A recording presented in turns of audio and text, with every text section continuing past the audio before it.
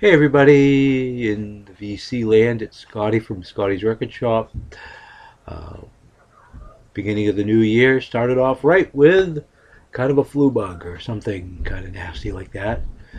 It's going around, but I wanted to start the new year off with something.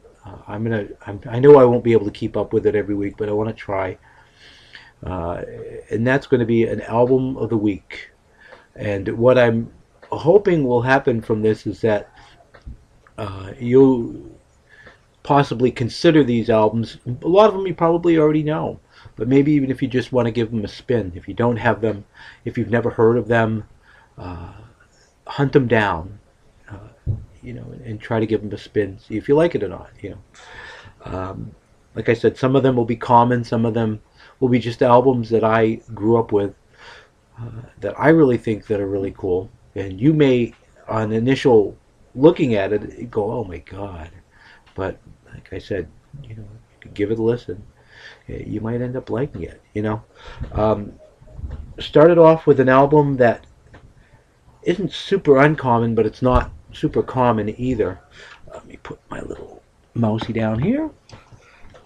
By a guy named Long John Baldry, and the album 1971. It Ain't Easy is the name of this album. I discovered this album in the late 80s, early 90s.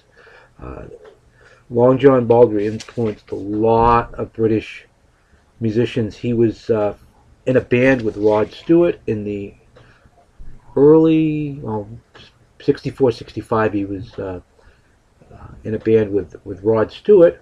And later on, 66-ish, 67, he was in a band with a guy named Reginald Dwight, who ended up becoming Elton John. And the cool thing about Elton John is the John part of the Elton John name came from him. He named himself after him. The Elton part came from another guy from that same band, Bluesology, a guy named Elton Dean.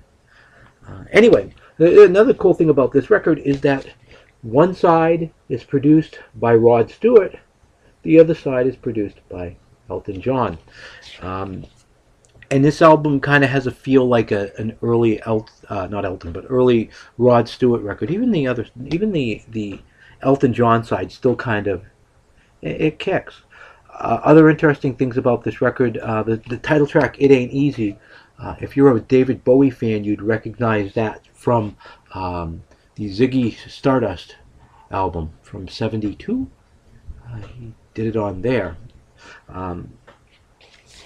But the single off this record, if there was a hit, was "Don't Try to Lay No Boogie Woogie on the King of Rock and Roll." Say that 5 times fast. It got FM airplay. It didn't get much AM airplay. Great song, though. On the Warner Brothers record label. I'm not sure. You can probably get this on CD now. Find it on vinyl. You can get it for like $10 on eBay or whatever, or at your local shop. But I highly recommend it. The first album of the week for me, John Baldry, or Long John Baldry's It Ain't Easy. Until next time, everybody, peace and love.